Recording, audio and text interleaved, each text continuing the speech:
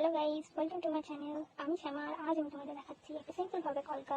তো তোমরা যারা কলকাটা খুব ভালো পারো না, এটা তাদের জন্য। আমিও খুব ভালো পারি না, আমিও টুকিটাকি শিখেছি। তো তোমরা এটা বলো কেমন হয়েছে, আর এটা তোমাদের জন্য। যারা খুব বেশি ভালো পারো না, এটা তাদের জন্য।